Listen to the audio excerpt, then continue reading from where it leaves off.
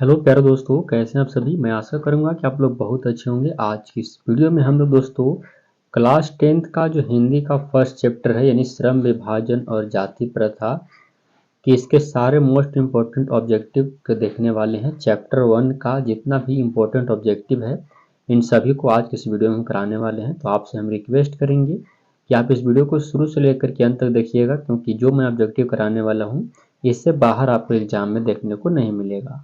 सारे प्रश्न आपको एक पार्ट से करा दूंगा जो जो भी इम्पोर्टेंट ऑब्जेक्टिव है। तो चलिए आज की इस वीडियो को शुरू करते हैं और पहले नंबर क्वेश्चन से वीडियो को शुरुआत करते हैं। चैनल पर नए हैं तो हमारे चैनल को सब्सक्राइब कर लीजिए। चलिए आज का पहला क्वेश्चन देखते हैं दोस्तों। वीडियो को शेयर करिएगा दोस्तों के पास ताकि उन्हें भी याद हो जाए। पहला प्रश्न है दोस्तों कि श्रम विभाजन और जाति प्रथा के लेखक कौन है। तो श्रम विभाजन और जाति प्रथा के लेखक कौन है, आप सभी लोग को पता है कि श्रम विभाजन और जाति प्रथा के लेखक बाबा साहेब भीमराव अम्बेडकर जी है। यानी ऑप्शन नंबर कौन सा, तो ऑप्शन नंबर बी आपका सही उत्तर हो जाएगा दोस्त। आगे बढ़िएगा। अगला नंबर प्रश्न देखिए क्या कहा गया है। अगला क्वेश्चन है दोस्तों कि श्रम विभाजन और जाति प्रथा के लेखक बेरोजगारी का प्रमुख और प्रत्यक्ष कारण किसे मानते हैं। यानी बाबा साहेब भीमराव अम्बेडकर जी जो हैं वो बेरोजगारी से भी प्रमुख और प्रत्यक्ष कारण किसे मानते हैं। तो सही जवाब दोस्तों वह मानते हैं किसको, तो जाति प्रथा को। कौन सा, तो ऑप्शन नंबर सी आपका करेक्ट आंसर हो जाएगा। जाति प्रथा को वह हानिकारक मानते हैं। 3 नंबर प्रश्न देखिएगा दोस्तों। 3 नंबर क्वेश्चन है कि श्रम विभाजन और जाति प्रथा क्या है। तो श्रम विभाजन और जाति प्रथा आप लोग पढ़े हैं तो अच्छे से पता है कि यह एक प्रकार का क्या है, तो निबंध है। कौन सा ऑप्शन में आपको नजर आ रहा है, तो ऑप्शन नंबर सी में आपका दिया हुआ है कि यह क्या है, निबंध है। राइट आंसर हो जाएगा ऑप्शन सी। 4 नंबर प्रश्न देखिएगा क्या कहा गया है। डॉक्टर भीमराव अम्बेडकर का जन्म कब हुआ था। बाबा साहेब भीमराव अम्बेडकर का जन्म जो हुआ था दोस्तों 14 अप्रैल, जहाँ दोस्तों 14 अप्रैल 1891 ईस्वी को हुआ था। अब ऑप्शन नंबर आपको सी में दिखाई दे रहा होगा 14 अप्रैल 1891। ऑप्शन नंबर सी आपका सही उत्तर हो जाएगा। अगला नंबर प्रश्न देखिएगा। 5 नंबर क्वेश्चन क्या कहा गया है। बाबा साहेब यानी डॉक्टर भीमराव अम्बेडकर का जन्म कहाँ हुआ था। तो डॉक्टर भीमराव अम्बेडकर जी का जन्म महू मध्य प्रदेश में हुआ था। ऑप्शन नंबर कौन से, तो ऑप्शन नंबर ए आपका राइट आंसर हो जाएगा, महू मध्य प्रदेश। आगे देखते हैं दोस्तों। अगला प्रश्न देखिए। 6 नंबर क्वेश्चन क्या कहा गया है। मानव मुक्ति के पुरोधा किसे कहा जाता है। मानव मुक्ति के पुरोधा जो है कहा जाता है बाबा साहेब भीमराव अम्बेडकर जी को। ऑप्शन नंबर आपका बी सही उत्तर हो जाएगा दोस्तों, बाबा साहेब भीमराव अम्बेडकर। आगे देखिएगा। 7 नंबर क्वेश्चन आप लोग के सामने दिखाई दे रहा होगा क्या कहा गया है। जाति प्रथा स्वाभाविक विभाजन नहीं है, क्यों। जाति प्रथा जो है स्वाभाविक बंटवारा नहीं है। इसका कारण क्या है, क्योंकि यह मानव की रुचि पर आधारित नहीं होता है। ऑप्शन नंबर डी आपका सही उत्तर हो जाएगा दोस्त। आगे बढ़ते हैं। अगला नंबर क्वेश्चन है दोस्तों, लेखक की दृष्टि में विडंबना की बात क्या है। लेखक की दृष्टि में विडंबना की बात यह है कि आज के युग में भी जातिवाद के पोषक की कमी नहीं है। यानी ऑप्शन नंबर कौन से, तो ए आपका राइट आंसर हो जाएगा। आज के युग में भी जातिवाद के पोषकों की कमी नहीं है, यही विडंबना की बात है लेखक के लिए। 9 नंबर क्वेश्चन देखिए क्या कहा गया है। लेखक की दृष्टि में आदर्श समाज कैसा होना चाहिए। तो लेखक की दृष्टि में दोस्तों आदर्श समाज जो होना चाहिए वो जिसमें स्वतंत्रता और समानता और भ्रातृत्व का भाव हो, वह है लेखक की दृष्टि में आदर्श समाज। ऑप्शन नंबर ए आपका सही उत्तर हो जाएगा। 10 नंबर क्वेश्चन देखिएगा। लेखक की दृष्टि में भाईचारे का वास्तविक रूप कैसा होना चाहिए। तो लेखक की दृष्टि में भाईचारे का वास्तविक रूप कैसा होना चाहिए आपको ये बताना है। तो दूध और पानी के मिश्रण की तरह। ऑप्शन नंबर कौन सा, तो सी आपका राइट आंसर हो जाएगा, दूध और पानी के मिश्रण की तरह।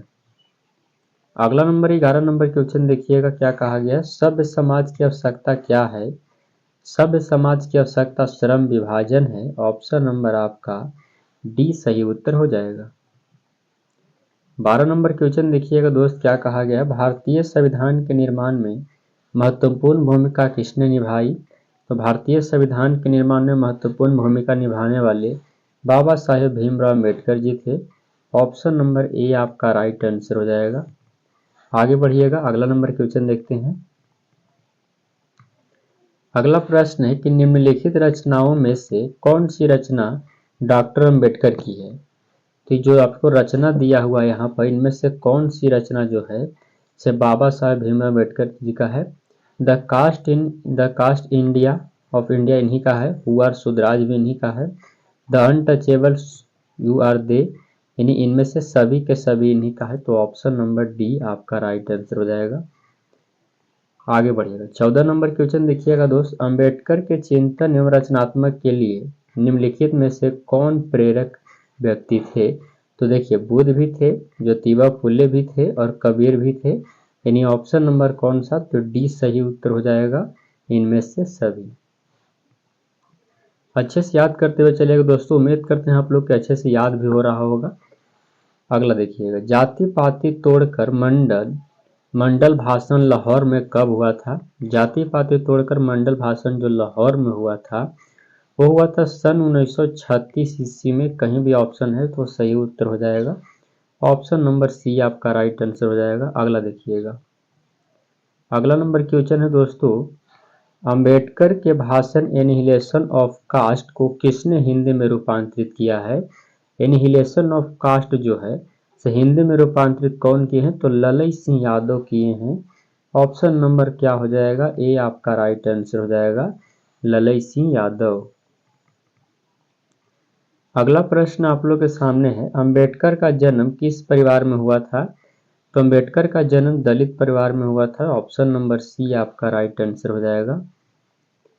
अगला नंबर प्रश्न आप लोग के सामने है दोस्तों, क्या कहा गया है, लेखक को इस युग में भी कहां पर विडंबना दिखाई देता है। तो लेखक की इस युग में भी जातिवाद में विडंबना दिखाई देता है। ऑप्शन नंबर आपका ए सही जवाब हो जाएगा। 19 नंबर प्रश्न देखिएगा दोस्त, क्या कहा गया है, डॉक्टर अंबेडकर के पिता का नाम क्या था। आप सभी लोग को पता है कि डॉक्टर साहब भीमराव अंबेडकर जी के पिताजी का नाम रामजी सकपाल था। ऑप्शन नंबर आपका सी राइट आंसर हो जाएगा। 20 नंबर क्वेश्चन देखिए, क्या कहा गया है, डॉक्टर अंबेडकर के माता का नाम क्या है। तो डॉक्टर अंबेडकर जी के माता का नाम भीमाबाई। ऑप्शन नंबर डी आपका सही उत्तर हो जाएगा। 21 नंबर क्वेश्चन देखिए, क्या कहा गया है, भारत में जाति प्रथा का मुख्य कारण क्या है। तो भारत में जाति प्रथा का मुख्य कारण बेरोजगारी है। ऑप्शन नंबर आपका ए सही उत्तर हो जाएगा। 22 नंबर क्वेश्चन आप लोग के सामने है दोस्तों, क्या कहा गया, आधुनिक सभ्य समाज कार्य कुशलता के लिए किसे आवश्यक मानता है। तो आधुनिक सभ्य समाज जो है वो कार्य कुशलता के लिए श्रम विभाजन को आवश्यक मानता है। सही उत्तर ऑप्शन नंबर ए आपका हो जाएगा, श्रम विभाजन। 23 नंबर क्वेश्चन आप लोग के सामने है, श्रम विभाजन और जाति प्रथा पाठ बाबा साहेब के किस भाषण से संपादित का अंश है। तो यह जो है एनिहिलेशन ऑफ कास्ट से संपादित है। ऑप्शन नंबर आपका सी सही उत्तर हो जाएगा दोस्त। अगला नंबर क्वेश्चन देखिए, क्या कहा गया है, प्राथमिक शिक्षा प्राप्त करने के बाद अंबेडकर उच्च शिक्षा प्राप्त करने के लिए कहाँ गए थे। तो उच्च शिक्षा प्राप्त करने के लिए बाबा साहेब भीमराव अंबेडकर जी न्यूयॉर्क गए थे। ऑप्शन नंबर डी आपका सही जवाब हो जाएगा। 25 नंबर क्वेश्चन क्या कहता है कि डॉक्टर भीमराव अंबेडकर ने पीएचडी की उपाधि कब धारण की। तो बाबा साहेब भीमराव अंबेडकर जी पीएचडी सन 1916 ईस्वी में किए थे। तो ऑप्शन नंबर सी आपका राइट आंसर हो जाएगा, 1916 ईस्वी। अगला नंबर क्वेश्चन देखिएगा, क्या कहा गया है, the caste in India their mechanism की रचना किसने की। तो बाबा साहेब भीमराव अंबेडकर ही किए थे। ऑप्शन नंबर ए आपका सही जवाब हो जाएगा दोस्त। आगे बढ़ते हैं, अगला नंबर क्वेश्चन क्या है कि मूक नायक क्या है। मूक नायक क्या है, तो दोस्तों मूक नायक यह एक प्रकार का एक पत्रिका है। ऑप्शन नंबर बी आपका करेक्ट आंसर हो जाएगा। अगला क्वेश्चन देखिएगा, अगला नंबर प्रश्न आप लोग के सामने है, डॉक्टर भीमराव अम्बेडकर की मृत्यु कब और कहाँ हुई थी?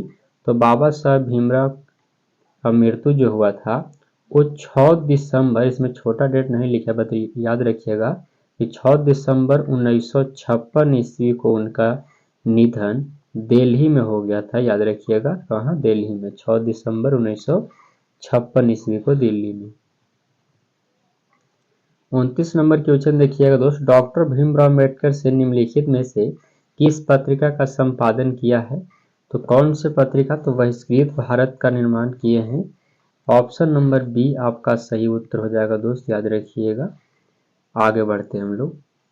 30 नंबर क्वेश्चन देखिएगा क्या कहा गया है। 30 नंबर प्रश्न है, भारतीय संविधान का निर्माता के रूप में हम किन्हें जानते हैं? सभी लोग को पता है कि भारतीय संविधान के निर्माता के रूप में डॉक्टर भीमराव अम्बेडकर जी को जानते हैं। ऑप्शन नंबर बी आपका सही उत्तर हो जाएगा। 31 नंबर क्वेश्चन देखिएगा, डॉक्टर भीमराव अम्बेडकर का वाङ्मय हिंदी के कितने खंडों में प्रकाशित हो चुका है? तो हिंदी के 21 खंडों में प्रकाशित हुआ। याद रखिएगा कई खंडों में? तो 21 खंडों में। ऑप्शन नंबर डी आपका सही उत्तर हो जाएगा। आगे बढ़िएगा, 32 नंबर क्वेश्चन आप लोग के सामने है, डॉक्टर भीमराव अम्बेडकर ने किस प्रथा को आर्थिक पहलू से खतरनाक माना है? तो आर्थिक पहलू से भी खतरनाक माने हैं बाबा साहेब जाति प्रथा को। ऑप्शन नंबर सी आपका सही उत्तर हो जाएगा दोस्त। अगला क्वेश्चन आप लोग के सामने है, क्या कहा गया? ध्यान पूर्वक देखिएगा, जाति प्रथा श्रम विभाजन के साथ साथ किसका रूप लिए हुए है? तो श्रम विभाजन के साथ साथ श्रमिक विभाजन का भी रूप लिए हुए है। ऑप्शन नंबर बी आपका सही जवाब हो जाएगा। 34 नंबर क्वेश्चन क्या कहा गया है, आदर्श समाज स्वतंत्रता, समानता और यहाँ पर भ्रातृत्व होना चाहिए, पर आधारित होगा, या किसने कहा था? पर भ्रातृत्व होना चाहिए। किसने कहा था? तो बाबा साहेब भीमराव अम्बेडकर जी कहे थे। ऑप्शन बी आपका सही जवाब हो जाएगा। अगला नंबर क्वेश्चन आप लोग के सामने है दोस्त, खाली स्थान पेशे का दोषपूर्ण पूर्ण धारण करती है, तो इसका सही जवाब आपका यहाँ पर भरा जाएगा क्या? राइट आंसर भरा जाएगा, जाति प्रथा पेशे का दोषपूर्ण निर्धारण करती है। ऑप्शन नंबर सी आपका सही उत्तर हो जाएगा। आगे देखिएगा, अगला नंबर क्वेश्चन आप लोग के सामने है, जाति प्रथा भारत में बेरोजगारी का एक प्रमुख और प्रत्यक्ष कारण बनी हुई है। तो ऑप्शन नंबर सी यहाँ पर हो जाएगा। अगला नंबर क्वेश्चन आप लोग के सामने है, लेखक को इस युग में भी कहाँ विडंबना दिखाई देता है? तो जातिवाद में। ऑप्शन नंबर बी आपका सही उत्तर हो जाएगा। तो दोस्तों इस वीडियो में केवल 37 ऑब्जेक्टिव क्वेश्चन थे, और जितने भी मैंने आपके ऑब्जेक्टिव क्वेश्चन कराया ये काफ़ी मोस्ट इम्पोर्टेंट था। यहाँ दोस्तों वीवी ऑब्जेक्टिव क्वेश्चन है, इससे ज़्यादा आपको एग्जाम में ऑब्जेक्टिव नहीं आता है इस चैप्टर से। तो इतना मैं उम्मीद करता हूँ कि आप सभी लोग को यह ऑब्जेक्टिव याद भी हो गया होगा। अगर नहीं याद हुआ तो दोबारा 2x स्पीड करके आप देख लीजिएगा, तो 100% मैं विश्वास दिलाता हूँ कि आपको याद हो जाएगा।